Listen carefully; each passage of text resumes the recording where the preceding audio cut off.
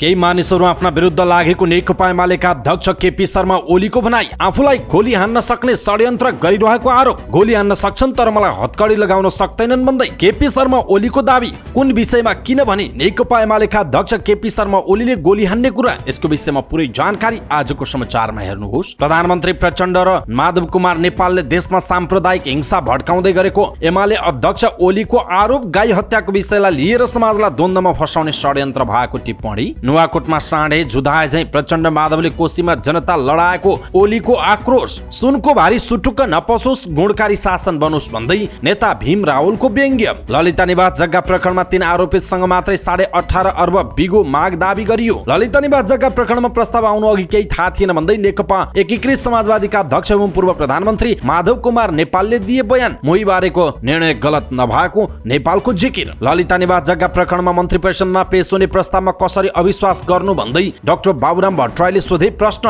ललिता निवासको जग्गा किनेको सरकारी भन्ने थाहा थिएन भन्दै मिनबहादुर गुरुङले दिए बयान। गुठीले नै नक्कली प्रस्ताव ल्याएछ, थाहा नपाएपछि कसरी रोक्नु भन्दै ललिता निवास जग्गा प्रकरणमा पूर्व मुख्य सचिव लीलामणि पौडेलको बयान। नेपाल अन्तर्राष्ट्रिय तस्कर र भ्रष्टाचारको केन्द्र बन्दै गएको नेपाली कांग्रेसका नेता शेखर कोइरालाको टिप्पणी। 34 वर्षपछि ऐतिहासिक थलोमा फर्कँदैछ नेकपा एमाले। अम्बासमा बैठक स्थलको तयारी गरिँदै प्रधानमन्त्री प्रचण्डसँग देउडा खेल्दै शेरबहादुर देउबासहित सुदूरपश्चिमका नेताहरू रमाए। नेताहरू एक अर्कामा हात बाँधेर देउडा गीतमा नाचे। गौरा पर्वलाई राष्ट्रिय पर्व र बिदा दिने घोषणा गर्ने प्रधानमन्त्री प्रचण्डको जिकिर। गौरा पर्वको दिन तोकेर आउनुहोस्, सार्वजनिक बिदा दिन्छौं भन्दै नेपाली कांग्रेसका सभापति शेरबहादुर देउबाको प्रतिबद्धता। ललिता निवास जग्गा प्रकरणमा जग्गा सम्बन्धी काम भौतिक योजना मन्त्रालयको कार्यक्षेत्र होइन भन्दै विजय कुमार कक्षदारको स्पष्टीकरण। लम्पी स्किन महामारी नियन्त्रणका लागि 47 करोड रुपैयाँ रकम विनियोजन गरिएको कृषि तथा पशुपक्षी विकास मन्त्री डाक्टर बेदुराम भुसालको टिप्पणी। नेकपा एकीकृत समाजवादीले मेची महाकाली राष्ट्रिय अभियान आयोजना गर्ने। संसदमा प्रधानमन्त्रीसँग भदौको 12 गते प्रश्नोत्तर कार्यक्रम हुने। शिक्षालाई विश्वव्यापी रूपमा प्रतिस्पर्धी बनाउने गरी ल्याउनु पर्ने नेकपा एमालेका सांसद भीम आचार्यको भनाई। मौसम पूर्वानुमानलाई यथार्थपूर्वक बनाउने गरी काम अगाडि बढाउने ऊर्जा मन्त्री शक्तिबहादुर बस्नेतको धारणा। बजेटलाई खण्डित गर्ने अधिकार न्यायपालिकालाई नरहेको नेपाली कांग्रेसका सांसद श्याम कुमार घिमिरेको जिकिर। धार्मिक जातीय द्वन्द्व भयो भने जनयुद्धको भन्दा धेरै मान्छे मर्नेछन् भन्दै राप्रपा सांसद दीपक बहादुर सिंहको चेतावनी। खाद्यान्नमा मूल्य वृद्धि आकाशिएको छ, बजार अनुगमन गरियोस् भन्दै जनता समाजवादी पार्टी नेपालकी सांसद रेखा यादवको माग। कमल थापा नेतृत्वको राप्रपा नेपालको अबको मुख्य एजेन्डा राज संस्था पुनर्स्थापना। नेकपा एमाले गण्डकी प्रदेशको भवन निर्माण गर्न प्रत्येक पार्टी सदस्यबाट 500 रुपैयाँ उठाइने। कोशी प्रदेशबारे सरकार भन्छ, बराबर भएपछि सभाध्यक्षले मत दिन पाइन्छ।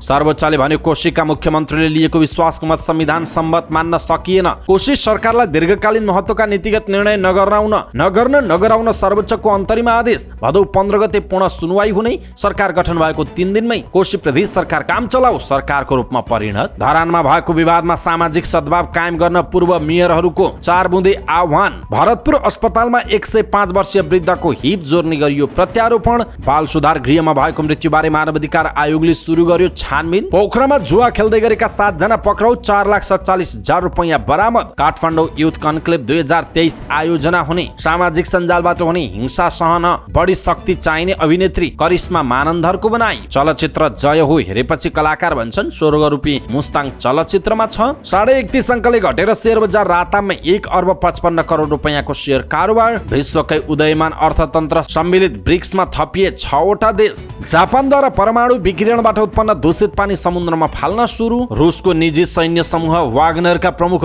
प्रिगोजिन सहित 10 जनाको विमान दुर्घटनामा मृत्यु। मेसी प्रेरित इन्टर मियामी युएस ओपनको फाइनलमा प्रवेश। विश्वकप क्रिकेट वार्म अप खेलको खेल तालिका सार्वजनिक। र समाचार पार्टी हेल्थ टिप्स अन्तर्गत आज हामी सन्चोको प्रयोग गर्दा ख्याल गर्नुपर्ने कुराहरू। खास गरी हामी रुगा लाग्दाखेरि, नाक बन्द होस् वा मांसपेशी जोर्नी दुख्दाखेरि धेरैले सन्चो प्रयोग गर्छौं। तर सन्चोको प्रयोग गर्दाखेरि हामीले कुनै कुरा पनि ध्यान नदिन सक्छौं। त्यसकारण हामीले आज खासमा सन्चो के हो, यसमा कुनै नकारात्मक असर छ कि छैन, अथवा कस्तो अवस्थामा सन्चोको प्रयोग नगर्ने, यो विषयमा हामी जानकारी दिनेछौं। हामीलाई अन्तिमसम्म हेर्नुहोला।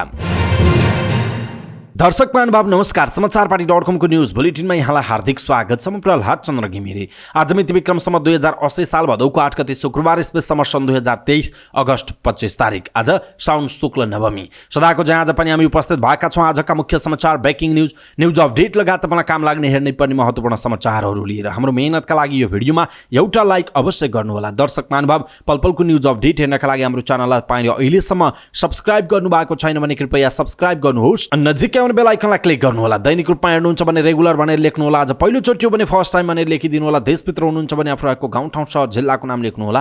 विदेशमा हुनुहुन्छ भने कुन देशबाट हामीलाई हेरिरहनु भएको छ त्यो कुरा तलको कमेन्ट बक्समा कमेन्ट गर्नुहोला। आउनुहोस् दर्शक महानुभाव, आजका मुख्य समाचार सुरु गरौँ। आफ्ना विरुद्ध केही मानिसहरू लागेको र उनीहरूले गोली हान्न सक्ने नेकपा एमालेका अध्यक्ष एवं पूर्व प्रधानमन्त्री केपी शर्मा ओलीको भनाइको प्रसङ्गबाट। नेकपा एमालेका अध्यक्ष केपी शर्मा ओलीले सरकारमा रहँदा आफूले कानुनी रूपमा हतकडी लगाउने ठाउँ नराखेको बताउनु भएको छ। एमाले सम्बद्ध भूपू सैनिक तथा प्रहरी संगठन भक्तपुरको कार्यक्रममा अध्यक्ष ओलीले केही मानिसहरू आफ्ना विरुद्ध लागेको बताउनु भयो। अस्ति एउटा पुलिसको अफिसर बोलेको देखेको थिएँ मेरै नाम लिएर, अहिले फोहोरी हावा बगेको भन्दै उहाँले भन्नुभयो हिजो मेरो मातहतमा बसेर काम गरेको, उसलाई राम्ररी थाहा छ म कुनै भ्रष्टाचारमा संलग्न हुन्न, नराम्रो काम गर्दिनँ भन्ने देखेको छ। तर आज कसका लागि मेरा विरुद्ध बकवास गरेर हिँड्छ उहाँको प्रश्न छ। यत्रो भ्रष्टाचार र तस्करहरूको काण्ड भएका बेला पनि एमालेले गर्यो भनेर भ्रम छरिएको उहाँले बताउनु भयो। अब पनि केपी ओलीलाई हतकडी लाग्यो, जेल गयो भनेर प्रचार गर्न सक्ने उहाँले बताउनु भयो। हिजो मन्त्री वा प्रधानमन्त्री हुँदा आफूले कानुनी रूपमा हतकडी लगाउने कुनै पनि ठाउँ खाली नराखिकिन काम गरेको ओलीले बताउनु भएको छ। पहिले पञ्चायतकालमा जस्तै झुटो मुद्दामा जाने हो भने बेग्लै कुरा हो, हुँदै नभएको कुरामा 10 वर्ष सजाय भनेर सुनाएको र त्यो अवधि पुरा भएपछि पनि 4 वर्ष त्यस्तै थुनेको भन्ने उहाँले अगाडि भन्नुभयो। तर कानुनले हतकडी लगाउन सक्ने कुनै पनि ठाउँ केपी ओलीले राख्दैन, राखेको छैन उहाँको भनाइ छ। आफ्ना विरोधीहरू छन्, उनीहरू कुनै पनि बेला जाइ लाग्न सक्छन् भन्ने बुझेर आफू निकै सतर्क भएको र शब्द हेरेर मात्र निर्णय गरेको उहाँको भनाइ छ। आफूलाई कसैले गोली हान्न सक्ने तर कानुनी रूपमा हतकडी लगाउन नसक्ने भन्दै ओलीले अगाडि भन्नुभयो म प्रधानमन्त्री हुँदा, म परराष्ट्र मन्त्री हुँदा, म गृहमन्त्री हुँदा मेरा काम कारबाहीमा एक शब्द नचिप्लियोस् भनेर मैले कानुन पल्टाइ फैसला गर्ने गरेको छु, निर्णय गर्ने गरेको छु उहाँको भनाइ छ। माकुराको जालोमा भैँसी फस्दैन भन्ने कुरा बुझ्नुपर्ने उहाँले बताउनु भयो। यिनीहरू माकुराको जालो बनाउन हिँड्छन् केपी ओलीलाई पार्न। उहाँले भन्नुभयो केपी ओलीको न खुट्टाले थाहा पाउँछ न जिउले थाहा पाउँछ। केपी ओली आफ्नो देश बनाउने अभियानमा अगाडि बढेको छ, तपाईहरू विश्वस्त रहनुहोस् उहाँको भनाइ छ। सुन काण्डलाई लुकाउन गिरिबन्धु टी स्टेट केपी ओलीले खायो भनेर झुट्टा प्रचार गरिएको उहाँले दाबी गर्नुभयो। पटक गरेर 70 बिघा बेचेको थियो उहाँहरूकै सरकारले, आफू आएपछि कानुन बिनै बेच्न हुँदैन, कानुन बनाउनु पर्छ भनेर कानुन बनाएको भन्दै उहाँले भन्नुभयो कानुन भएपछि भ्रष्टाचारको लेनदेन चाहिँदैन भनेर कानुन बनाइदिए अनि चाहिँ भ्रष्टाचार भयो रे। ओलीले अगाडि भन्नुभयो यो सबै चिल आयो भन्ने कुखुरा लिएर कुन्ने भन्दा बढी केही होइन उहाँको भनाइरहेको छ। यसैबीच पूर्व प्रधानमन्त्री एवं नेकपा एमालेका अध्यक्ष केपी शर्मा ओलीले प्रधानमन्त्री पुष्पकमल दाहाल प्रचण्ड र नेकपा एकीकृत समाजवादीका अध्यक्ष माधव कुमार नेपालले साम्प्रदायिक हिंसा भड्काउन खोजेको आरोप लगाउनु भएको छ। भक्तपुरमा आयोजित एक कार्यक्रमलाई सम्बोधन गर्दै उहाँले कोशी प्रदेशमा अहिले दाहाल र अध्यक्ष नेपालले जनजातिहरूलाई भिडाएर साम्प्रदायिक हिंसा भड्काउन खोजेको आरोप लगाउनु भयो। उहाँले कोशी प्रदेशमा आन्दोलन गर्नेहरूमा प्रधानमन्त्री दाहाल र अध्यक्ष नेपालका कार्यकर्ताहरू रहेको उल्लेख गर्नुभयो। उहाँले द्वन्द्व भड्काउनका लागि दाहाल र नेपालले कार्यकर्ताहरू भिडाउने काम गरेको भन्दै नेकपा एमालेले द्वन्द्व मच्चिन नदिने पनि बताउनु भएको छ।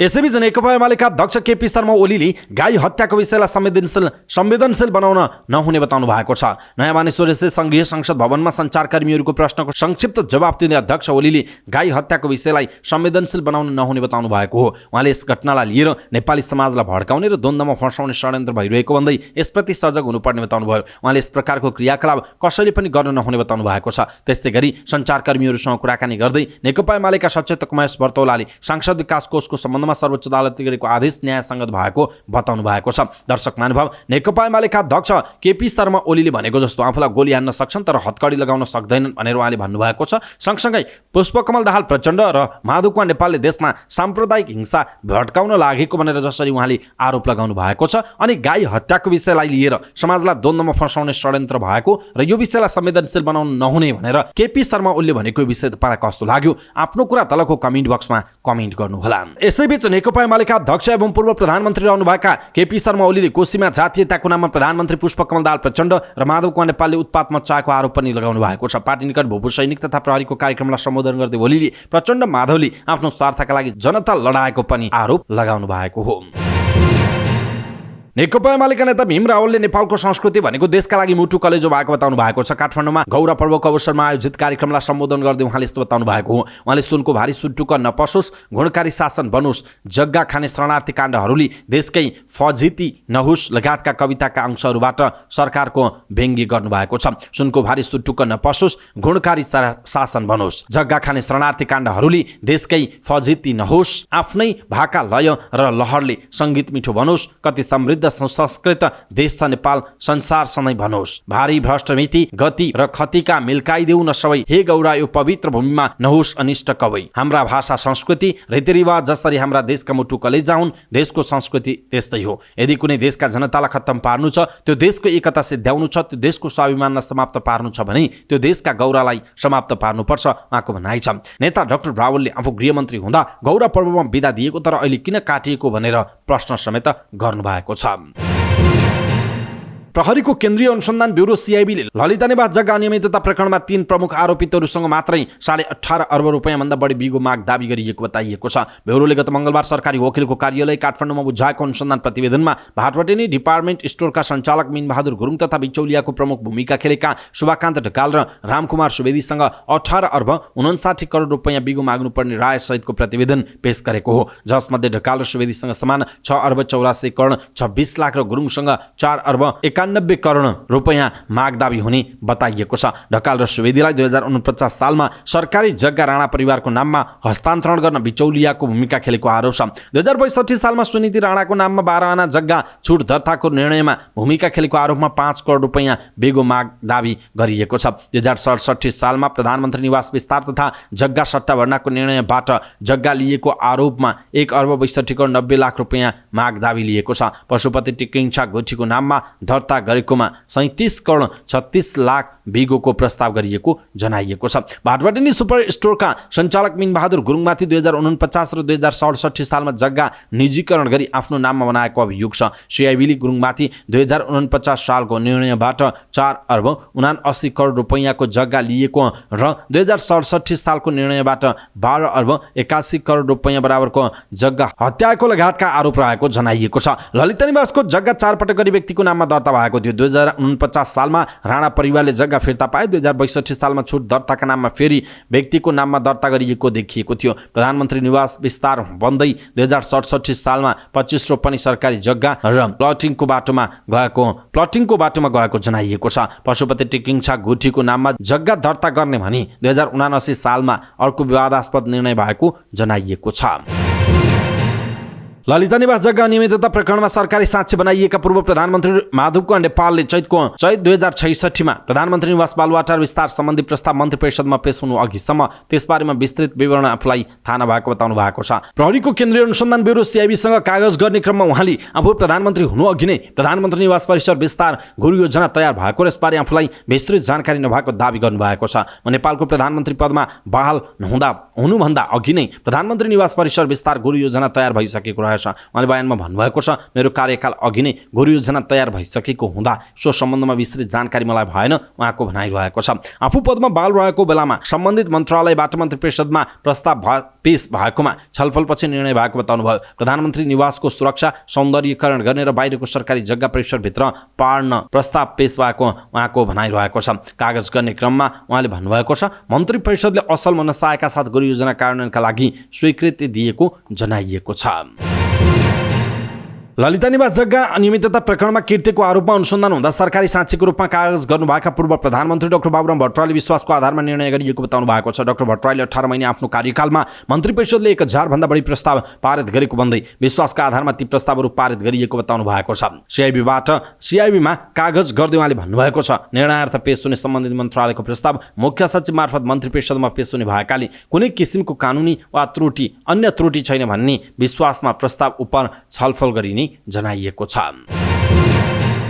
भाटभटेनी प्रणालीका सञ्चालक मिनबहादुर गुरुङले ललिता निवास क्याम्पभित्रको जग्गा भाटभटेनी डेभलपमेन्ट कम्पनी प्रणालीको नाममा खरिद गरेको बताउनु भएको छ। तर जग्गा खरिद गर्दा त्यो सरकारी भएको आफूलाई थाहा नभएको उहाँले बताउनु भयो। आफू र आफ्नो परिवारका सदस्यका रूपमा समेत जग्गा खरिद गरेको र कतिपय विभिन्न व्यक्तिहरूलाई बिक्री गरिसकेको भन्दै उहाँले भन्नुभयो। म र मेरो परिवारका सदस्यहरू र कम्पनी समेतको स्वामित्वमा करिब 24 रोपनी जग्गा बाँकी छ। खरिद गरेको जग्गाको मूल्य चुक्ता गरेर सरकारलाई नियमअनुसार बुझाउनुपर्ने राजस्व बुझाइ आफ्नो नाममा खरिद गरेको लिएको बताइएको छ। उनले कम्पनीका सञ्चालकहरूमा आफू श्रीमती सावित्री गुरुङ, राम कुमार सुवेदी र शुभकान्त ढकाल रहेको बताउनु भएको छ। ढकाललाई सिआइबीले ललिता निवास जग्गा प्रकरणको मुख्य नायकी मध्ये मानेको छ। गुरुङलाई पनि सुवेदी र ढकालको निकट व्यक्ति भन्दै सिआइबीले यो प्रकरणका मुख्य व्यक्तिहरू मध्येको भनेको जनाइएको छ। ललिता निवास क्याम्पभित्रको सरकारी जग्गाहरू हाल साबिक भए पश्चात विभिन्न जग्गा धनीहरूसँग हामीले कम्पनीको नाममा समेत खरिद गरेका थियौँ। उहाँले भन्नुभएको छ, मैले र मेरो परिवारका सदस्यले जग्गा खरिद गर्दा सरकारले जारी गरेको लाल पूर्जा हेरेर मालपोत कार्यालय दिल्ली बजारमा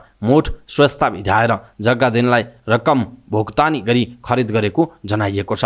जग्गा खरिद गर्दा आफूलाई त्यो सरकारी जग्गा हो भने थाहा नभएको उनले बताएका छन्। प्रहरीको केन्द्रीय अनुसन्धान ब्युरो सिआइबी ललिता निवास जग्गा प्रकरणमा संलग्न रहेको आरोपमा उनलाई 12 सालमा पक्राउ गरेको। अख्तियार दुरुपयोग अनुसन्धान आयोगले दायर गरेको भ्रष्टाचार सम्बन्धी मुद्दामा पनि उनी प्रतिवादी रहेका थिए। उनी 2077 माघमा विशेष अदालतबाट 2 करोड रुपैयाँ धरोटीमा छुटेको बताइएको छ। ललिता निवास जग्गा अनियमितता प्रकरणमा पूर्व मुख्य सचिव लीलामणि पौड्यालले सरोकारवाला निकायहरूले नै झुक्क्याएर ललिता निवासको सरकारी जग्गा शङ्कास्पद पशुपति टिकिन्छा गुठीका नाममा दर्ता गरेको बताउनु भएको छ। कृतिको अनुसन्धानका क्रममा ब्युरोमा गएर कागज गर्नुभएका उहाँले आफू मुख्य सचिव हुनुभन्दा पहिला नै मन्त्री परिषदमा पेश भएको प्रस्ताव विषयगत समितिमा पुगेकाले आफूले केही गर्न नसकेको जिकिर गर्नुभएको छ। अनियमितता बारे निकै पछि मात्रै थाहा पाएको दाबी गर्दै उहाँले पहिल्यै नक्कलीको छनक पाएको भई रोक्न पहल गर्ने बताउनु भएको छ। ललिता निवास क्षेत्रभित्र समर्जङ कम्पनीको नाममा रहेको जग्गा 14 असोज 2069 सालको मन्त्री परिषदको निर्णयबाट पशुपति टिकिन्छा गुठीका नाममा दर्ता भएको थियो। भूमाफियाहरूले ललिता निवासमा बाँकी रहेको जग्गा व्यक्तिका नाममा सार्न नक्कली गुठी बनाई त्यसको लगत खडा गरी गुठीका नाममा दर्ता गरेको अनुसन्धानबाट खुलेको जनाइएको छ। पशुपति टिकिन्छा गुठीका नाममा दर्ता भएपछि त्यो सरकारी जग्गा मोहीहरूको नाममा दर्ता भयो र शुभकान्त ढकाल अनि रामकुमार सुवेदी लगायतको नाममा गयो। करिब 3.5 रोपनी जग्गाको दर्ता अभिलेख सच्याउने निर्णय भए पनि कार्यान्वयन गर्दा झण्डै 5 रोपनी जग्गा व्यक्तिका नाममा दर्ता भएको अनुसन्धानबाट खुलेको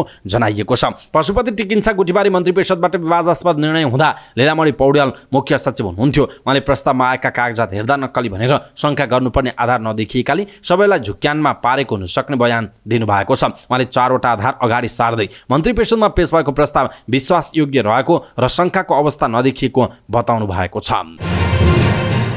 नेपाली कांग्रेसका नेता डाक्टर शेखर कोइरालाले नेपाल अन्तर्राष्ट्रिय तस्कर र भ्रष्टाचारको केन्द्र बन्दै गएको बताउनु भएको छ। जनकपुर धाममा आयोजित पत्रकार सम्मेलनमा बोल्दै नेता कोइरालाले सुन तस्करी, ललिता निवास जग्गा प्रकरण, नक्कली भुटानी शरणार्थी प्रकरण लगायतका घटनाले नेपाल अन्तर्राष्ट्रिय तस्कर र भ्रष्टाचारको केन्द्र बन्दै गएको प्रमाण दिने बताउनु भयो। नेपालमा एक पक्ष अर्को अपराधको घटना आउन थालेको र अपराधको घटनामा विदेशी नागरिक समेत देखिनुले अन्तर्राष्ट्रिय तस्करहरूको अखडा बन्दै गएको आफूले बुझेको बताउनु भयो। अहिले देखिएका घटनाहरूले विश्वस्तरमा नेपालको साख गिर्दै गएको उहाँले बताउनु भयो। अपराध र भ्रष्टाचार रोक्न नेपाली कांग्रेसले राजनीतिक रूपमा अग्रसरता लिएर अगाडि बढ्नुपर्ने उहाँको भनाइ छ। नेता कोइरालाले राजनीतिक रूपमा अग्रसरता लिएर अगाडि बढ्ने काम कांग्रेस बाहेक अरूले गर्न नसक्ने बताउनु भएको छ। मदन भण्डारीलाई नेतृत्वमा स्थापित गरेर माओ विचारधारा विस्थापित गरेको ऐतिहासिक स्थलमा नेकपा एमालेको सचिवालय बैठक बस्ने भएपछि बैठक स्थल व्यवस्थापनको काममा स्थानीय नेता र कार्यकर्ता जुटेका छन्। नेकपा एमालेको केन्द्रीय सचिवालयको बैठक भदौको 9 गते शनिबार सिराहाको धनगढीमाई नगरपालिका 14 अम्बासमा बस्दैछ। यो त्यही ठाउँ हो जहाँ सर्यबासमा भएको 4थो महाधिवेशनबाट तत्कालीन नेकपा मालेका महासचिव मदन भण्डारी चयन हुनुभएको थियो। 2046 साल भदौको 9 देखि 14 गतेसम्म चलेको महाधिवेशनबाट 20 सदस्यीय केन्द्रीय कमिटी चयन भएको थियो। त्यो ऐतिहासिक 4थो महाधिवेशनको सम्झनामा नेकपा एमाले केन्द्रीय सचिवालय बैठक अम्बासमा गर्ने निर्णय गरेको नेकपा एमालेका पोलिट ब्युरो सदस्य एवं सिराहा जिल्ला इन्चार्ज सुमन राज प्याकुरेलले जानकारी दिनुभयो। सर्रे अम्बासमा मदन भण्डारी स्मृति विद्यालय छ। त्यसै गरी मदन भण्डारी पार्क निर्माण गरेर राजनीतिक पर्यटनको विकास गर्ने, पुस्तकालय स्थापना गर्ने योजना रहेको प्याकुरेलले बताउनुभयो। सोही बैठक स्थलमा ऐतिहासिक राष्ट्रिय महत्त्व राख्ने शहीद स्तम्भको शिलान्यास गरिनेछ, जसमा झापा, छिन्ताङ, नक्खु जेल ब्रेक र सिराहामा शहादत प्राप्त गरेका शहीदहरू लगायत कम्युनिस्ट आन्दोलनको 75 वर्षीय इतिहासमा योगदान दिने शहीदहरूको स्तम्भ समेटिने बताइएको छ। नेपाल कम्युनिस्ट पार्टी स्थापनाको 75 वर्ष पूरा गरेको अवसरमा पुस्तक विमोचन, वृत्तचित्र प्रदर्शन गर्ने र सिराहा जिल्लाका कष्टकर जीवन बिताएका पार्टीलाई बिताएर पार्टीलाई यहाँसम्म ल्याउन योगदान दिने जीवित व्यक्तित्वलाई सम्मान गरिने कार्यक्रम पनि रहेको सिराहा 3 का सांसद तथा पोलिट ब्युरो सदस्य लीलानाथ श्रेष्ठले जानकारी दिनुभएको छ। गौरव पर्वको अवसरमा प्रधानमन्त्री पुष्पकमल दाहाल प्रचण्ड, नेपाली कांग्रेसका सभापति एवं पूर्व प्रधानमन्त्री शेरबहादुर देउवा लगायतका नेताहरू देउडा गीतमा नाचेका छन्। काठमाडौँको टोणीखेलमा आयोजित समारोहमा सुदूरपश्चिमका नेताहरूले देउडा खेलेका हुन्। उनीहरूले एक अर्कामा हातमा हात बाँधेर देउडामा नाचेका थिए। कार्यक्रममा परराष्ट्र मन्त्री एनपी साउद, नेकपा एमालेका नेता भीम राहुल, नेपाली कांग्रेसका नेता रमेश लेखक लगायत दर्जनौं नेताले देउडा खेल्दै रमाइलो गरेका थिए। गौर एवं दुर्वाष्टमी पर्व उमा महेश्वर सहित दुबोको पूजा गरेर सुदूरपश्चिम र मध्यपश्चिमवासीले मनाएका हुन्। यो पर्व चन्द्रमास अनुसार भाद्र महिनामा मनाइने भए पनि यस वर्ष भाद्र शुक्ल अष्टमी अघि नै अगस्त्य ऋषिको उदय हुने भएकाले श्रावण शुक्ल अष्टमीमै मनाउने गरिएको जनाइएको छ। प्रधानमन्त्री पुष्पकमल दाहाल प्रचण्डले गौरा पर्वलाई राष्ट्रिय पर्वको रूपमा घोषणा गर्ने प्रतिबद्धता व्यक्त गर्नुभएको छ। गौरा पर्वको अवसरमा काठमाडौँमा आयोजित एक कार्यक्रममा बोल्दै प्रधानमन्त्री दाहालले यस्तो घोषणा गर्नुभयो। उहाँले गौरा पर्वलाई राष्ट्रिय पर्व घोषणा गर्ने विषयमा सरकार सकारात्मक रहेको भन्दै चाँडै मन्त्री परिषदमा लैजाने बताउनुभयो। उहाँले सरकारले सुदूरपश्चिमका जनताको भावनालाई कदर गर्ने बताउनुभयो। उहाँले योभन्दा पहिला गौरा पर्वमा बिदा दिएको फाइल हेरेर तिथि कटान गरेर आए बिदा दिने बताउनु भएको छ। उहाँले आफू पहिलोपटक प्रधानमन्त्री हुँदा सुदूरपश्चिम विश्वविद्यालय खोलेर शिक्षाको क्षेत्रमा क्रान्ति ल्याउने काम गरेको पनि बताउनुभयो। उहाँले तेस्रो पटक देशको नेतृत्व गर्दै गर्दा सुदूरपश्चिमका लागि धेरै काम गरिरहेको उहाँले बताउनु भएको छ। यसैबीच नेपाली कांग्रेसका सभापति एवं पूर्व प्रधानमन्त्री शेरबहादुर देउवाले गौरा पर्वको दिन तोकेर राष्ट्रिय बिदा दिने बताउनु भएको छ। काठमाडौँमा आयोजित गौरा पर्वको अवसरमा कार्यक्रममा बोल्दै उहाँले गौरा पर्वको दिन तोकेर सल्लाह गरेर आई प्रधानमन्त्रीसँग आफूले गौरा पर्वमा बिदा दिन आग्रह गर्ने बताउनु भयो। उहाँले गौरा पर्वको दिन बिदा दिनका लागि तिथि भन्दा पनि दिन तोकेर बिदा दिनुपर्ने बताउनु भयो। उहाँले गौरा पर्व नेपालमा सुदूरपश्चिमबाट कर्णालीका साथै उत्तराखण्डको केही भागमा मनाउने गरिएको बताउनु भयो। सभापति देउवाले गौरा पर्व देशका लागि गौरवको विषय भएको बताउनु भएको छ। ललिता निवास जग्गा प्रकरणमा प्रतिवादी बनाउन सिफारिस भएका तत्कालीन उप प्रधानमन्त्री विजय कुमार गक्षदारले जग्गा सम्बन्धी काम कारबाही भौतिक योजना तथा निर्माण मन्त्रालयको कार्यक्षेत्र नभएको बताउनु भएको छ। सरकारी वकिलले लिएको बयानमा गक्षदारले जग्गा सम्बन्धी काम भूमि सुधार मन्त्रालयको भएको उल्लेख गर्नु भएको छ। उहाँ तत्कालीन भौतिक योजना तथा निर्माण मन्त्री पनि रहनु भएको थियो। उहाँले भन्नुभएको छ, तत्कालीन भौतिक योजना मन्त्रालयका सचिवले पेश गरेको प्रस्तावलाई सैद्धान्तिक सहमतिका लागि मन्त्री परिषदमा पेश गर्ने प्रस्तावलाई मैले मन्त्री परिषदमा पठाउने सहमति दिएको हुँ। जग्गा सम्बन्धी काम कारबाही भौतिक योजना तथा निर्माण मन्त्रालयको कार्यक्षेत्रभित्र पर्ने विषय होइन, उहाँको भनाइरहेको छ। कृषि तथा पशुपक्षी विकास मन्त्री डाक्टर बेदुराम भुसालले लम्पी स्किन रोगको महामारी नियन्त्रणका लागि 47 करोड रुपियाँ बजेट विनियोजन गरिएको बताउनु भएको छ। प्रतिनिधि सभा बैठकमा बोल्दै मन्त्री भुसालले चालु आर्थिक वर्षमा महामारी नियन्त्रणका लागि प्रत्येक स्थानीय तहमा संघीय सशर्त अनुदान अन्तर्गत जाने गरी 47 करोड रुपियाँ विनियोजन गरिएको जानकारी गराउनुभयो। त्यस्तै महामारी नियन्त्रणका लागि खोप कार्यक्रम सञ्चालन गर्न 5 करोड 60 लाख रुपियाँ बजेट विनियोजन गरिएको बताउनुभयो। उहाँले प्रदेशहरूले पनि खोप खरिदका लागि बजेट विनियोजन गरेको र कतिले विनियोजन गर्ने प्रक्रिया अगाडि बढाएको पनि बताउनु भएको छ। नेकपा एकीकृत समाजवादीको केन्द्रीय कमिटीको बैठकले मुलुकका रूपान्तरणकारी एजेन्डाका साथ मेची महाकाली राष्ट्रिय अभियान आयोजना गर्ने निर्णय गरेको छ। मंगलबारदेखि सुरु भएको बैठकका निर्णय सार्वजनिक गर्दै पार्टीका उपमहासचिव एवं प्रवक्ता जगन्नाथ खतिवड़ाले बैठकले पार्टीमा युवा विद्यार्थीको सहभागिता बढाउने उद्देश्यले महाधिवेशन अगावै युवा विद्यार्थी लक्षित विशेष कार्यक्रम सञ्चालन गर्ने निर्णय गरेको बताउनुभयो। त्यस्तै बैठकले आगामी माघको 14 गतेदेखि 18 गतेसम्म पार्टीको 10औं राष्ट्रिय महाधिवेशनको आयोजना गर्ने बताएको छ। बैठकले देशभर पार्टीको विस्तार गरी आगामी 2083 सालको स्थानीय तहको निर्वाचनमा लड्ने र बहुसंख्यक पालिकाहरूमा बहुमत ल्याउन सक्ने गरी पार्टीको निर्माण गरे मात्रै त्यो अभिभारा पूरा गर्न सकिनेछ र आगामी दिनमा सबै राजनीतिक र सांगठनिक प्रयासहरू त्यसकै लागि केन्द्रित हुने निर्णय गरेको छ। त्यस्तै बैठकले कार्यक्षेत्रको विभाजन गर्दा सामान्यतः संघीय निर्वाचन क्षेत्रलाई आधार बनाएर केन्द्रीय कमिटीका सदस्यको जिम्मेवारी तोक्ने निर्णय गरेको जनाइएको छ। मक्सर मुसान्तसम्म कमिटी नभएका पालिका र ओडाहरूमा कमिटी गठन र सबै कमिटीहरूले सदस्यताको वितरण गर्ने काम हुने उहाँको भनाइरहेको छ।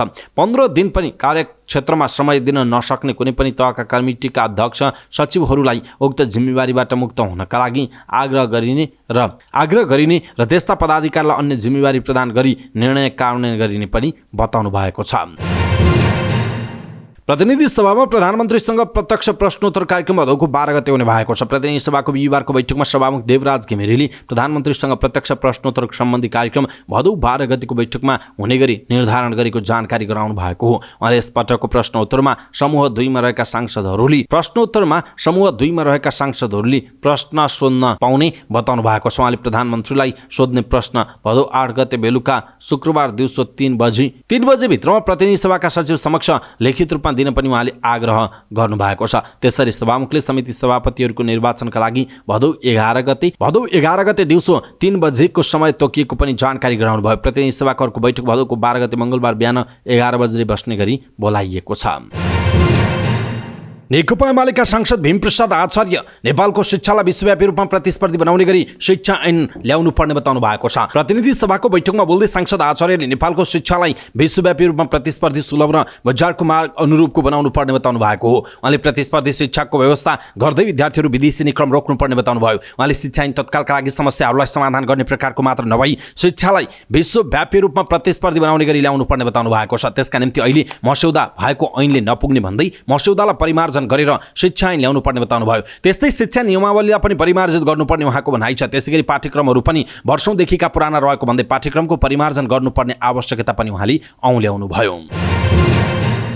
ऊर्जा जलस्रोत तथा सिंचाई मन्त्री शक्ति बस्नेतले मौसम पूर्वानुमानलाई यथार्थपरक बनाउने गरी काम अगाडि बढाउने बताउनु भएको छ। जल तथा मौसम विज्ञान विभागको कार्यालय अनुगमन गर्दै मन्त्री बस्नेतले यस आर्थिक वर्षमा मौसम पूर्वानुमानलाई अझै यथार्थपरक बनाउने गरी काम अगाडि बढाउने बताउनु भएको हो। उहाँले यसका निम्ति विगतको अनुभव सहितलाई मध्यनजर गर्दै आवश्यक अध्ययन गर्न सम्बन्धित निकायलाई निर्देशन दिइसकेको जानकारी दिनुभयो। उहाँले मौसम पूर्वानुमानलाई अनुमान योग्य र भरपर्दो बनाउनका लागि ध्यान दिइने बताउनु भएको छ। उहाँले पूर्व सूचना प्रणालीलाई पनि जनमानसमा अझ व्यापक गर्नुपर्नेमा जोड दिनुभयो। उहाँले यसको निम्ति नीतिगत संरचनागत र प्राविधिक क्षेत्रमा गर्नुपर्ने काम सरकारले गर्ने बताउनु भएको छ। नेपाली कांग्रेसका सांसद श्यामकुमार घिमिरेले सांसद विकास कोषको सम्बन्धमा सर्वोच्च अदालतले गरेको फैसलाप्रति असन्तुष्टि व्यक्त गर्नुभएको छ। प्रतिनिधि सभाको बैठकमा बोल्दै सांसद घिमिरेले सर्वोच्च अदालतले सांसद विकास कोषको रकम खर्च गर्न नपाउने भनी फैसला गर्न नमिल्ने बताउनु भयो। उहाँले संविधानले कार्यपालिका र व्यवस्थापिका अनि न्यायपालिकाको आफ्नै कार्यक्षेत्र तोकेको उल्लेख गर्दै बजेट बनाउने जिम्मेवारी व्यवस्थापिकाको भएको बताउनु भयो। उहाँले व्यवस्थापिकाले बनाएको बजेटको अंश न्यायपालिकाले काट्न नमिल्ने बताउनु भएको छ। उहाँले बजेट अर्थ विधेयकको रूपमा आएको उल्लेख गर्दै बजेटको एउटा अंशलाई झिकेर बजेटलाई खण्डित गर्ने अधिकार न्यायपालिकालाई नभएको बताउनु भयो। अदालतको फैसलाले लोकतन्त्रको अवस्थामाथि नै प्रश्न उब्जाएको उहाँले बताउनु भएको छ। सांसद घिमिरेले अदालतको आदेशप्रति सिङ्गो संसदको ध्यान जानुपर्ने बताउनु भयो। राष्ट्रिय प्रजातन्त्र पार्टीका सांसद दीपक बहादुर सिंहले देशमा धार्मिक तथा जातीय द्वन्द्व हुन सक्ने भन्दै त्यसतर्फ सचेत हुनुपर्ने बताउनु भएको छ। प्रतिनिधि सभाको बैठकमा बोल्दै सांसद सिंहले देशभित्र राष्ट्रिय जनावर गाईलाई काटेर भोज भतेर गरिएको प्रति असन्तुष्टि व्यक्त गर्नुभयो। उहाँले सो घटना बाहिर प्रभावबाट भएको हो कि भन्ने आशंका व्यक्त गर्नुभयो। उहाँले यसप्रति सरकारले कुनै पनि प्रतिक्रिया नदिएको भन्दै यही न्यूमा धार्मिक र जातीय द्वन्द्व हुन सक्ने तर्फ सचेत गराउनु भएको छ। उहाँले देशमा धार्मिक तथा जातीय द्वन्द्व भएमा जनयुद्ध भन्दा पनि धेरै मान्छे काटिने उल्लेख गर्दै त्यस्तो हुन दिनु नहुने बताउनु भयो। उहाँले गाई काट्नेहरूलाई कानुनी कारबाही गर्न माग गर्नु भएको छ। जनता समाजवादी पार्टी नेपालकै सांसद रेखा यादवले खाद्यान्नको मूल्य वृद्धि भएको प्रति बजार अनुगमन गर्न माग गर्नु भएको छ। प्रतिनिधि सभाको बैठकमा बोल्दै सांसद यादवले चामल, चिनी, आटा, प्याज लगायतको मूल्य वृद्धि आकाशिएको बताउनु भयो। उहाँले मूल्य वृद्धि नियन्त्रण गर्नका लागि बजार अनुगमन गर्नुपर्ने बताउनु भएको छ। पहिले नै व्यापारीहरूले भण्डारण गरेका खाद्य सामग्रीहरूलाई बाहिर निकालेर उचित मूल्यमा बिक्री गर्नुपर्ने उहाँको भनाइ छ। सांसद यादवले दलित समुदायको अवस्थामा अझै पनि परिवर्तन हुन नसकेको प्रति सरकारको ध्यानाकर्षण पनि गराउनु भयो। उहाँले दलित समुदायलाई कहिलेसम्म दास र भूमिहीन बनाइराख्ने हो भनेर प्रश्न समेत गर्नुभएको छ। राष्ट्रिय प्रजातन्त्र पार्टी नेपालका अध्यक्ष कमल थापाले पार्टीको अबको मुख्य एजेन्डा राज संस्थाको पुनर्स्थापना भएको बताउनु भएको छ। काठमाडौँमा सुरु भएको पार्टीको केन्द्रीय कार्य समितिको बैठकलाई सम्बोधन गर्दै उहाँले यस्तो बताउनु भएको हो। उहाँले राज संस्था पुनर्स्थापनाको एजेन्डा पार्टीले महत्त्वपूर्ण एजेन्डाको रूपमा अगाडि बढाउने बताउनु भयो। उहाँले विगतमा पार्टीको एजेन्डा राज संस्था नरहेको भए पनि देशको वर्तमान अवस्था र पार्टीका सहयोगी र शुभचिन्तक र आम कार्यकर्ताको भावनालाई समेट्दै राज संस्था सहितको प्रजातन्त्र राप्रपा नेपालको मुख्य एजेन्डा हुने उल्लेख गर्नुभएको छ। उहाँले संघीय गणतन्त्रको नाउँमा हाल कायम रहेको भ्रष्ट व्यवस्था अन्त्य भएपछि कायम गरिने राज्य व्यवस्थाको मूलभूत व्यवस्था, जनतामा निहित सार्वभौम सत्ता, राज संस्था सहितको प्रजातन्त्र, सनातन हिन्दू राष्ट्र, जनताद्वारा प्रत्यक्ष निर्वाचित कार्यकारी अधिकार युक्त प्रधानमन्त्री, सुदृढ स्थानीय स्वायत्त शासन प्रणाली, समावेशी र समानुपातिक मान्यता, उदार आर्थिक व्यवस्था र सुशासन हुने बताउनु भएको छ। अध्यक्ष थापाले संघीयता सफल मात्र नभई देशको निमित्त अभिशाप बन्न पुगेको बताउनुभयो। अहिले छोटो अभ्यासको क्रममा संघीयता एवं प्रदेश स्तरीय संरचना अस्थिरता, अराजकता र भ्रष्टाचारको अखडा स्थापित भएको दावी गर्नुभयो। उहाँले प्रदेश संरचनाले आफ्नो औचित्य स्थापित गर्न नसकेकाले संघीयताको नाममा कायम रहेको प्रदेश स्तरीय संरचना तत्काल खारेज गर्नुपर्ने उहाँको भनाइरहेको छ। नेकपा एमाले गण्डकी प्रदेश कमिटीको भवन निर्माण गर्न प्रत्येक पार्टी सदस्यबाट 500 रुपैयाँ उठाइने भएको छ। नेकपा एमाले गण्डकी भवन निर्माण कमिटीको बैठकले पार्टीको अत्याधुनिक भवन बनाउने योजना अनुरूप प्रत्येक पार्टी सदस्यबाट 500 रुपैयाँ उठाइने र सक्नेलाई मुठी फुकाएर सहयोग गर्न आह्वान गर्ने निर्णय गरेको छ। भवन निर्माणका लागि 25 करोड सङ्कलन गर्ने योजना रहेको एमाले गण्डकी इन्चार्ज एवं एमाले सचिव गोकर्ण विष्टले बताउनु भएको छ। उक्त भवनमा सभा हल, पार्टी र जनसङ्गठनको भवन कार्यालयहरू रहने विष्टले सुनाउनुभयो। सरकारले कोशी प्रदेशमा सभाध्यक्षले मुख्यमन्त्री चयनका लागि विश्वासको मत दिनु जायज भएको बताएको छ। मन्त्री परिषद बैठकका निर्णय सार्वजनिकपछि सञ्चारकर्मीहरूसँग कुराकानी गर्दै सरकारकी प्रवक्ता सूचना तथा सञ्चार प्रविधि मन्त्री रेखा शर्माले यस्तो बताउनुभयो। उहाँले कोशी प्रदेश सरकार निर्माणबारे मुद्दा अदालतमा रहेको भन्दै अदालतको आदेशपछि मात्रै बोल्न सकिने बताउनुभयो। उहाँले मत बराबर भइसकेपछि सभाध्यक्ष गरिरहेका व्यक्तिले मत हाल्न पाउने बताउनु भएको छ। उहाँले भन्नुभयो, यो सरकारले आफ्नालाई बचाउने आफ्नालाई पार्ने भन्ने खालको प्रतिपक्षको आरोप जे कुरा छ त्यो व्यवहार त खण्डित भइसकेको छ। सत्तापक्षका केही नेताहरू यो केसमा परिसक्नु भएको छ। जति पनि उठेका विषयमा सिआइबीले अनुसन्धान र छानबिन गरिरहेको छ। त्यसले यो विषय के भएको थियो, कसरी अगाडि बढिरहेको छ, बचाउन नबचाउन लागि छ कि छैन भन्ने कुरा बाहिर बोल्न हतार हुन्छ। सरकारको दृढ विश्वास र प्रतिबद्धता निर्दोष फस्नु हुँदैन, दोषी बाँकी हुनु हुँदैन भन्ने हो। बाहिर उठेका प्रश्नमा सरकारले व्यवहारबाट जवाब दिनेछ। कोशी प्रदेशको कुरा अदालतमा मुद्दाकै रूपमा गराइएको छ। त्यसलाई अदालतको आदेश नआउन्जेल बोल्ने कुरा भएन। बराबर भइसकेपछि सभाध्यक्षले गरेको व्यक्तिले मत हाल्न नपाउने भन्ने हुँदैन। मत हाल्न पाइन्छ, अदालतले नै बाँकी कुरा टुङ्ग्याउनेछ। प्रवक्ता शर्माले सरकारले कुनै पनि अनियमिततामा आफ्नालाई बचाउने काम नगरेको पनि स्पष्ट पार्नु भएको छ। सर्वोच्च अदालतले कोशी प्रदेश सरकारका मुख्यमन्त्री उद्धव थापाले लिएको विश्वासको मत संविधान सम्मत मान्न नसकिने देखिएको भन्दै दीर्घकालीन प्रकृतिका निर्णय नगर्न अन्तरिम आदेश दिएको जनाइएको छ। न्यायाधीश ईश्वर प्रसाद खतिवडाको एकल इजलासले उक्त आदेश गरेको हो। पूर्ण सुनवाईका लागि भदौको 15 गते पेशी पनि तोक्न आदेश भएको जनाइएको छ। थापाले गैर संवैधानिक तरिकाले विश्वासको मत दिएको भन्दै नेकपा एमालेको तर्फबाट संसदीय दलका नेता एवं पूर्व मुख्यमन्त्री हिक्मत कुमार कार्कीले रिट दायर गर्नुभएको थियो। सभाध्यक्षको मतसहित विश्वासको मत लिएको भन्दै थापा नेतृत्वको सरकार बर्खास्त गर्न अन्तरिम आदेशको माग गर्दै दायर रिटमा प्रारम्भिक सुनवाई भएको बताइएको छ। कोशी प्रदेश सरकारका मुख्यमन्त्री उद्धव थापाले संविधान विपरीत र प्रचलित कानुन विपरीत विश्वासको मत लिने बेला सभाध्यक्ष रहेका इस्रायल मन्सुरीलाई मतदान गराएर प्राप्त गरेको मत गैर संवैधानिक भएको भन्दै नेकपा एमाले जिकिर गरेको जनाइएको छ।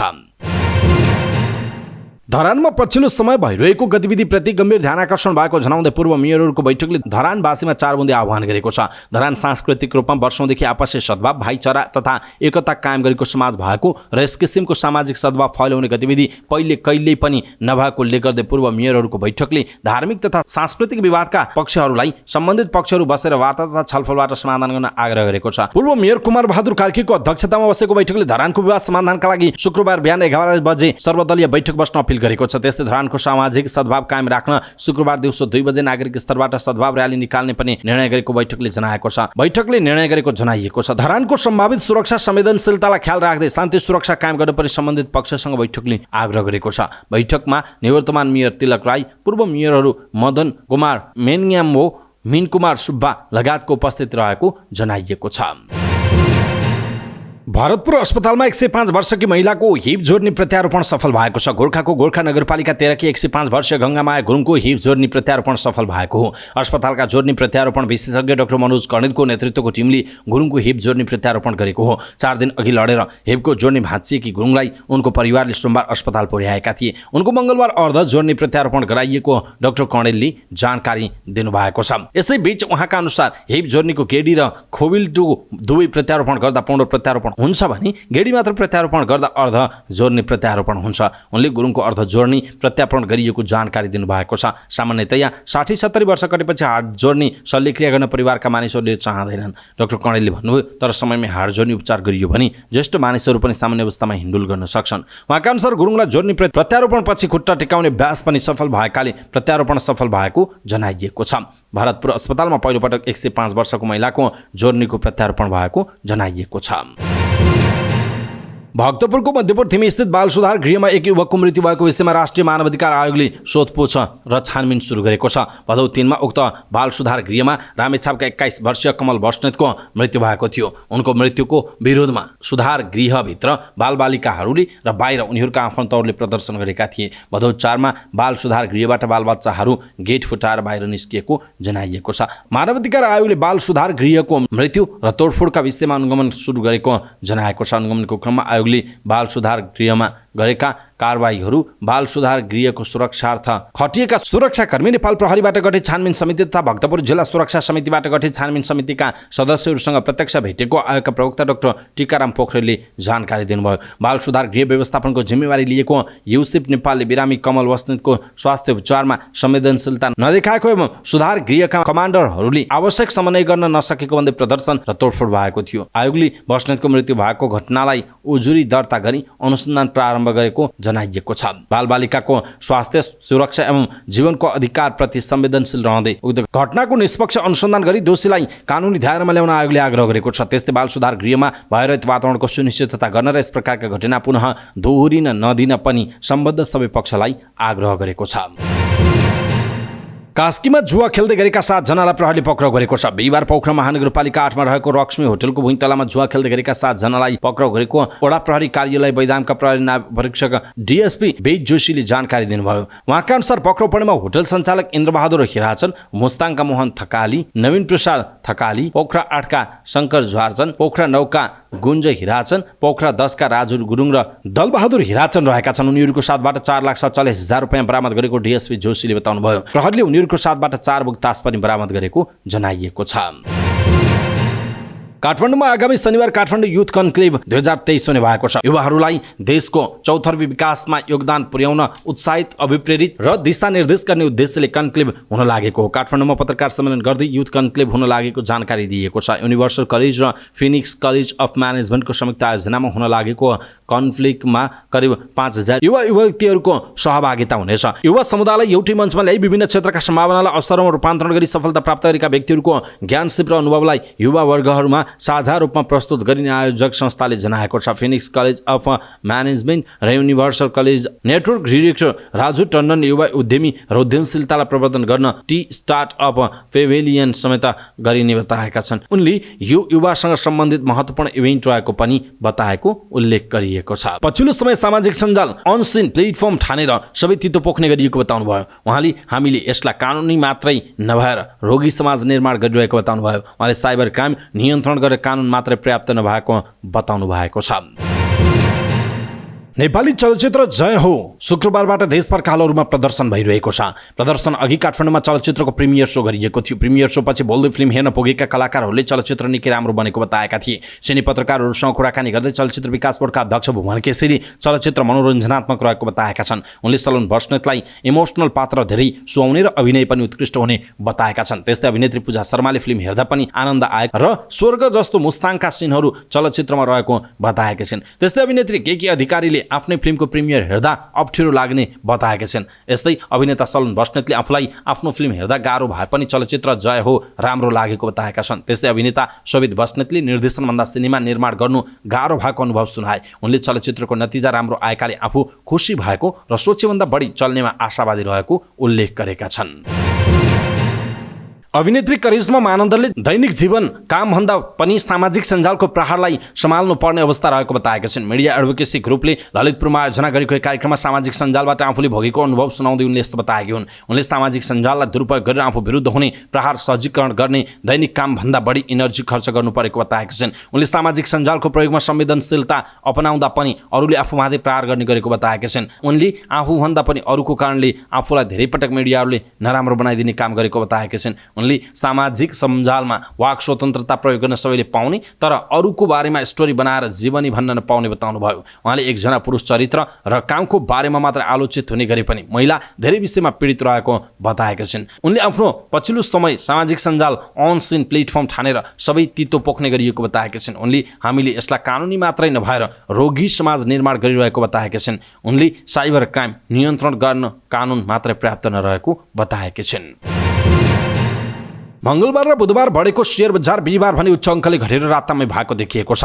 शेयर बजार परिसूचक नेप्से बिहिबार 31.52 अङ्कले घटेर 2013.93 बिन्दुमा झरेको छ। सबै समूहको शेयर घटेकोमा फाइनान्स, होटल, जलविद्युत, बीमा र उत्पादन समूहको शेयर उच्च अङ्कले ओह्रालो लागेको छ। सबैभन्दा धेरै मोलुङ हाइड्रो पावर कम्पनीको शेयर 8.5% र समता घरेलु लघुवित्तको शेयर 8% ले ओह्रालो लागेको छ। समग्रमा बजार रातामै भएको दिनको थेली बुखारी हाइड्रो पावर कम्पनीको शेयर 10% र मकर जितुमाया सूर्य हाइड्रो पावर कम्पनीको शेयर 6% ले बढेको जनाइएको छ। बिहिबार 46,57,000 किता शेयर 1,55,05,00,000 रुपैयाँमा कारोबार भएको छ। सबैभन्दा धेरै सोल्टी होटलको 7,87,00,000 रुपैयाँको शेयर किनबेच भएको जनाइएको छ। विश्वकै उदयमान अर्थतन्त्र भएका मुलुकहरू ब्राजिल, रुस, भारत, चीन र दक्षिण अफ्रिका सम्मिलित संगठन ब्रिक्समा थप 6 मुलुक सहभागी भएका छन्। दक्षिण अफ्रिकाको जोहानेसबर्गमा भएको ब्रिक्स शिखर सम्मेलनका क्रममा थप 6 मुलुकलाई संगठनमा सहभागी गराइएको जनाइएको छ। ब्रिक्समा सहभागी हुने नयाँ देशहरू साउदी अरेबिया, संयुक्त अरब Emirates, UAE, Ethiopia, Argentina, Iran र इजिप्ट रहेको जनाइएको छ। 17 वर्ष अघि स्थापना भएको ब्रिक्सको यसपटकको शिखर सम्मेलनमा संगठन विस्तार बारे नै बढी विमर्श भएको जनाइएको छ। यी मुलुकले केही वर्ष यता ब्रिक्समा सदस्य बन्न लबिङ गरिरहेका थिए। 5 देशको नामबाट संगठनको नाम ब्रिक्स रहेकोमा अब 6 मुलुक सदस्य थपिएपछि संगठनको नाम ब्रिक्स प्लस रहने जनाइएको छ। चीनी विदेश मन्त्रालयका प्रवक्ता वाङ वेनविनले 6 मुलुकलाई ब्रिक्सको 15औं शिखर सम्मेलनले पुनः सदस्यका रूपमा सहभागी गराएको उल्लेख गर्दै बधाई र स्वागत गरेको उल्लेख छ। नयाँ सदस्यसहित ब्रिक्स अझ सशक्त हुने पनि उनको भनाइरहेको छ। जापान सरकारले बिहिबारदेखि फुकुशिमा दाइची परमाणु ऊर्जा संयन्त्रको परमाणु विकिरणबाट उत्पन्न दूषित पानी समुद्रमा फाल्न सुरु गरेको छ। जापान सरकारले गत मंगलबार विकिरणयुक्त प्रदूषित पानी समुद्रमा फाल्ने निर्णय गरेको थियो। विकिरणयुक्त पानीले समुद्री पर्यावरण र सार्वजनिक स्वास्थ्यमा प्रभाव पार्ने भन्दै चौतर्फी विरोध पनि भइरहेको छ। परमाणु विकिरणबाट प्रदूषित पानीले समुद्री पर्यावरणमा प्रभाव पार्ने र त्यसले मानव स्वास्थ्यलाई प्रतिकूल असर पार्ने चेतावनी जारी गर्दै सबैलाई सचेत रहन जापान सरकारले आग्रह गरेको छ। जापानी जनता भने सरकारको निर्णयप्रति असन्तुष्टि जनाएका छन्। पानी फाल्न सुरु गरेसँगै समुद्रमा माछा मार्नेहरू स्थानीय र छिमेकी देशहरूले विरोध जनाएका छन्। टेपकोका अनुसार पहिलो चरणमा 17 दिनभित्रमा 7,800 टन दाइची परमाणु ऊर्जा संयन्त्रको परमाणु विकिरणबाट उत्पन्न दूषित पानी फाल्ने जनाइएको छ। रुसको निजी सैन्य समूह वाग्नर समूहका प्रमुख येभगेनी प्रिगोजिन सहित 10 जनाको विमान दुर्घटनामा ज्यान गएको छ। पश्चिमी रुसको तेवेर शहरमा निजी विमान दुर्घटनामा प्रिगोजिन सहित 10 जनाको मृत्यु भएको रुसले पुष्टि गरेको छ। विमान दुर्घटनामा पर्नेहरूमा वाग्नरका सहसंस्थापक दिमित्री अतकिन पनि रहेको रुसी फेडरल ट्रान्सपोर्ट एजेन्सीले जनाएको छ। वाग्नर समूह सवार विमानमा कसैले आक्रमण गरेको हो वा प्राविधिक गडबडी भएको भन्ने यकिन भएको छैन। दुर्घटनापछि आगो लागेको विमान सवारमा कोही पनि जीवित नरहेको उल्लेख छ। प्रिगोजिनको नेतृत्वमा वाग्नर सैनिकले रुसको तर्फबाट युक्रेनमा लामो लडाईँ लडेका थिए। विशेष गरी युक्रेनको खर्सोन क्षेत्रलाई नियन्त्रणमा लिन प्रिगोजिनको महत्त्वपूर्ण भूमिका रहेको उल्लेख छ। त्यसपछि प्रिगोजिनको रुसी संस्थापनसँग मतभेद बढेको थियो। उनले 2 महिना अघि आफ्नो सैन्य समूह लिएर मस्को कब्जा गर्ने धम्की समेत दिएका थिए। लियोनल मेसीले फेरि एकपटक शानदार प्रदर्शन गरेपछि इन्टर मियामी सिन्सिनाटीलाई पेनाल्टी सुटआउटमा पराजित गर्दै युएस ओपन कप फुटबलको फाइनलमा प्रवेश गरेको छ। लेग्स कपको उपाधि जितेको एक साता नबित्दै मेसीको कप्तानीमा रहेको इन्टर मियामी लगातार दोस्रो प्रतियोगितामा फाइनलमा प्रवेश गरेको जनाइएको छ। निर्धारित 90 मिनेट र 30 मिनेटको अतिरिक्त समयको खेल 3-3 को बराबरीमा सकिएपछि खेल पेनाल्टी सुटआउटमा पुगेको थियो। 68 मिनेटपछि 2 गोलले पछि परेको इन्टर मियामीका लागि मेसीले उत्कृष्ट प्रदर्शन गरे। उनकै पासमा लियोनार्दो काम्पनाली 68औं र इन्जुरी टाइममा गोल गरेपछि इन्टर मियामीले खेल बराबरीमा पुर्याएको जनाइएको छ। त्यसपछि अतिरिक्त समयको 3रो मिनेटमा जोसेफ मार्टिनेजले गोल गरी इन्टर मियामीलाई 3-2 को अग्रता दिलाएका थिए। तर युया कुबोली सिन्सिनाटीका लागि बराबरी गोल फर्काएपछि खेल 3-3 को रोमाञ्चक अवस्थामा पुग्यो। पेनाल्टी सुटआउटमा इन्टर मियामीका गोलकिपर ड्र्याग क्यालेन्डर फेरि नायक बने। उनले सिन्सिनाटीका अन्तिम पेनाल्टी प्रहार गरेका निक हागलन्डको प्रहार बचाएका थिए। त्यसपछि त्यसपछि बेन्जामिन क्रेमासीले अन्तिम पेनाल्टिज प्रहार गोलमा परिणत गरेपछि इन्टर मियामीलाई 5-4 को जित दिलाए। इन्टर मियामीका लागि पहिलो पेनाल्टी प्रहार गरेका मेसीले गोल गरेका थिए। अब इन्टर मियामीले युएस ओपन कपको उपाधिका लागि ह्युस्टन डायनामो र रियल साल्ट लेक बीचको दोस्रो सेमिफाइनलको विजेतासँग खेल्ने बताइएको छ। फाइनल खेल अगस्त 27 मा हुने बताइएको छ। अन्तर्राष्ट्रिय क्रिकेट काउन्सिल आइसिसीले यस वर्ष भारतमा आयोजना हुने आइसिसी विश्वकप क्रिकेटको ब्यास वार्म अप खेलको तालिका सार्वजनिक गरेको छ। आइसिसीले विश्वकपमा सहभागी हुने 10 टिमले विश्वकप अगाडि आधिकारिक वार्म अप खेल खेल्ने जनाएको छ। वार्म अप खेलहरू सेप्टेम्बर 29 बाट अक्टोबर 3 सम्म सञ्चालन हुने बताइएको छ। आगामी अक्टोबर 5 मा विश्वकप सुरु हुनु अघि 10 टोलीले 50 ओभरका 2-2 वटा वार्म अप खेल खेल्ने बताइएको छ। विश्वकपका वार्म अप खेलहरू भारतको गुवाहाटी, हैदराबाद र तिरुवनन्तपुरमा हुने बताइएको छ। विश्वकप अघि सहभागी टोलीहरूलाई तयारी स्वरूप यो अन्तिम अवसर हो। अभ्यासको पहिलो दिन बङ्गलादेशले गुवाहाटीमा श्रीलङ्काको सामना गर्नेछ। सोही दिन नै दक्षिण अफ्रिकाले तिरुवनन्तपुरमा अफगानिस्तानको सामना गर्ने बताइएको छ। न्युजिल्यान्डले हैदराबादमा पाकिस्तानको सामना गर्नेछ। आयोजक भारतले अर्को दिन गुवाहाटीमा साबिक विजेता इङ्ल्यान्डसँग खेल्नेछ। 5 पटकको विश्व विजेता अस्ट्रेलियाले सोही दिन तिरुवनन्तपुरमा नेदरल्यान्डसँग खेल्ने जनाइएको छ। समाचार पार्टी न्युज बुलेटिनमा पालो भएको छ समाचार पार्टी हेल्थ टिप्स। आजको समाचार पार्टी हेल्थ टिप्समा हामीले सन्चोको प्रयोग गर्दाखेरि ख्याल गर्नुपर्ने कुराहरूको विषयमा जानकारी दिनेछौँ। हामीलाई अन्तिमसम्म हेर्नुहोला। सबै नेपालीहरूमा आज पुर्याउनका लागि हेल्थ टिप्स आफ्नो फेसबुक, ट्विटर लगायतका सामाजिक सञ्जालमा सेयर गर्न नबिर्सिनुहोला। सन्चो नाममा उपलब्ध हुने तिखर सुगन्धयुक्त तेलबारे सायदै अनभिज्ञ होलान्, किनभने यस्तो रुगा लाग्दा, नाक बन्द होस् वा मांसपेशी जोड्ने दुख्दा धेरैले सन्चो प्रयोग गर्छन्। विगतको तुलनामा सन्चोको उत्पादन र खपत दुवै बढेको छ। सन्चोको उपयोगिता अनेक छ। सन्चोको केही थोपा हालेर बाफ लिने, हातगोडा मसाज गर्ने, टाउको दुखेको बेला निधारमा केही थोपा हालेर हल्का मसाज गर्नुपर्छ, दुखाइ कम हुन्छ। लामखुट्टे वा अन्य किराले टोक्दा पनि चिलाउने वा रातो हुने समस्या हुन सक्ने बताइएको छ। थकान वा अरू कारणले हात खुट्टा दुखेको छ भने पनि सन्चोको केही थोपा लगाएर मसाज गर्नुपर्छ अनि आराम महसुस हुने बताइन्छ।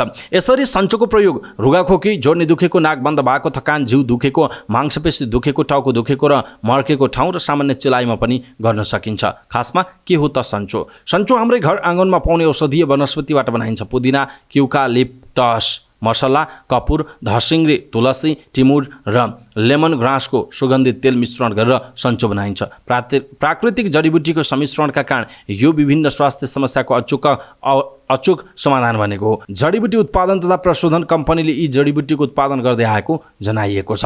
आयुर्वेद होस् वा एलोपेथिक, प्राय सबै औषधिको केही न केही असर हुन्छ नै। कुनै औषधिले एउटा व्यक्तिलाई फाइदा गर्छ भने अर्को व्यक्तिलाई बेफाइदा बनाइरहेको पाइन्छ। त्यसैले सन्चोले पनि कसैलाई एलर्जी पनि हुन सक्दछ। कस्तो अवस्थामा सन्चोको प्रयोग नगर्ने? पहिले सन्चो उत्पादनको सुरुवाती दिनमा 1-2 थोपा सन्चोलाई पानीमा हालेर खाने पनि गरिन्थ्यो। तर औषधि व्यवस्था विभागले सन्चोलाई खानामा प्रयोग नगर्न भनेपछि खाने सुझाव बन्द गरियो। आँखामा सोझै यसको प्रयोग पनि गर्नु हुँदैन। सन्चोको प्रयोग बाहिरी प्रयोजनका लागि मात्र गर्न सकिन्छ। भित्री रूपमा यसको प्रयोग गर्न नहुने बताइएको छ। दर्शक महानुभाव, यसप्रति तपाईँको धारणा के छ? आजको खास गरी हेल्थ टिप्स तपाईँलाई कस्तो लाग्यो त्यो कुरा कृपया तलको कमेन्ट बक्समा कमेन्ट गर्नुहोला। सबै नेपालीहरूमा आज पुर्याउनका लागि हेल्थ टिप्स आफ्नो फेसबुक, ट्विटर लगायतका सामाजिक सञ्जालमा सेयर गर्न नबिर्सिनुहोला। हवस् त दर्शक महानुभाव, समाचारपाटी.com को न्युज बुलेटिन अहिलेका लागि यति नै। हामीले प्रस्तुत गरेका यी समाचारहरूप्रति तपाईँको धारणा के छ? आफ्नो धारणा तलको कमेन्ट बक्समा कमेन्ट गर्नुहोला। हाम्रो मेहनतका लागि यो भिडियोमा एउटा सानो लाइक अवश्य गरिदिनुहोला। दर्शक महानुभाव, पलपलको न्युज अपडेटका लागि समाचारपाटी.com हेर्दै गर्नुहोस्। नमस्कार।